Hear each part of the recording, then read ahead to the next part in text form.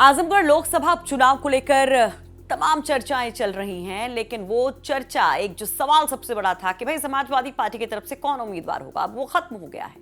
यहां से सपा ने एक बार फिर से परिवार पर ही दाम लगाया है, लेकिन सवाल यह है कि परिवार से कौन, डिंपल यादव या धर्मेंद्र यादव।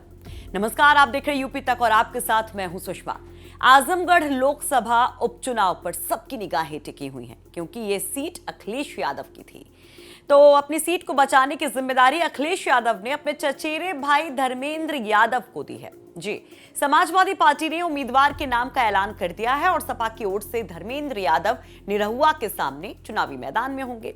धर्मेंद्र यादव मुलायम सिंह यादव के भतीजे हैं। धर्मेंद्र यादव एक बार मैनपुरी और 2 बार बदायूं से सांसद रह चुके हैं। हालांकि 19 के लोकसभा चुनाव में उनको हार का सामना करना पड़ा था।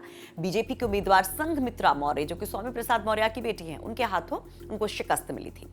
तब से वो संसद से आउट हैं। वहीं डिंपल यादव को राज्यसभा ना भेजकर जब जयंत चौधरी को भेजा गया था, तो चर्चा होने लगी कि डिंपल यादव आजमगढ़ लोकसभा उपचुनाव लड़ेंगी। लेकिन इसी बीच बामसेफ के संस्थापक सदस्यों में रहे बलिहारी बाबू के बेटे सुशील आनंद को सपा की ओर से टिकट दिए जाने की खबरें आने लगी।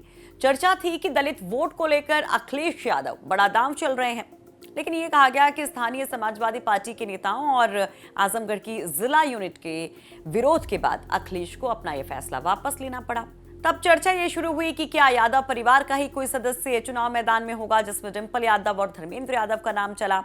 वहीं पूर्व सांसद रमाकांत यादव को लेकर भी खूब चर्चाएं चल रही थी और कहा जा रहा था कि उन्होंने पर्चा तक ले लिया था।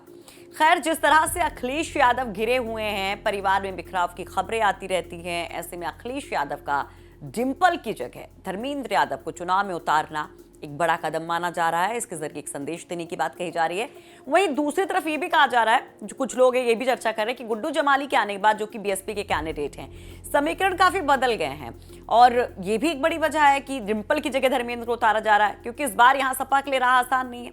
ऐसे में डिंपल का यहाँ से चुनाव हार जाना खुद उनके और अखिलेश यादव के लिए एक बहुत बड़ा सेटबैक हो सकता है, क्योंकि पहले भी वो चुनाव हार चुकी हैं लोकसभा का। जब राज बब्बर से हारी थी तब काफी चर्चा हुई थी, तो एक ठप्पा उनके ऊपर ऑलरेडी लगा हुआ है, तो इससे भी बचने की बात कही जा रही है। वहीं ये एसपी का गढ़ रहा है, जैसा कि समीकरण कहते हैं। 14 में मुलायम सिंह यादव जीते थे और तब वो 2 सीटों से चुनाव जीते थे और तब उन्होंने मैनपुरी की सीट छोड़ दी थी, आजमगढ़ सीट अपने पास रखी थी।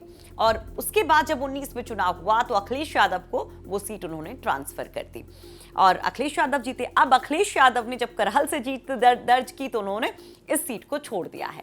ऐसे में समाजवादी पार्टी की कोशिश है कि कैसे भी इस सीट को अपने पास रखा जाए। यह परंपरागत सीट रही है, खासतौर पर मुस्लिम और यादवों के समीकरणों को जब हम देखते हैं तो करीब 50% आबादी इसकी नजर आती है, जो स्ट्रेंथ रही है समाजवादी पार्टी की। और 19 से अगर आप 1990 के दशक की बात करें, तब से अभी तक यहाँ पर यादव या मुस्लिम ही कैंडिडेट की जीत होती रही है। अब यहाँ सबसे बड़ी बात यह है कि विधानसभा चुनाव में क्लीन स्वीप करने वाले अखिलेश यादव क्या धर्मेंद्र यादव के जरिए जीत दर्ज कर पाएंगे, और जो तमाम संदेश दिए जा रहे हैं उनका क्या असर होगा। तो आप अपनी राय जरूर रखिए कि आखिर ऐसा क्यों किया गया अखिलेश यादव की तरफ से। कमेंट बॉक्स में हमें बताइए और यूपी तक देखते जाइए, यूपीतक.in पढ़ते जाइए। और हाँ, 23 जून को जब ये बाय इलेक्शन होगा तो महा कवरेज जरूर देखिएगा।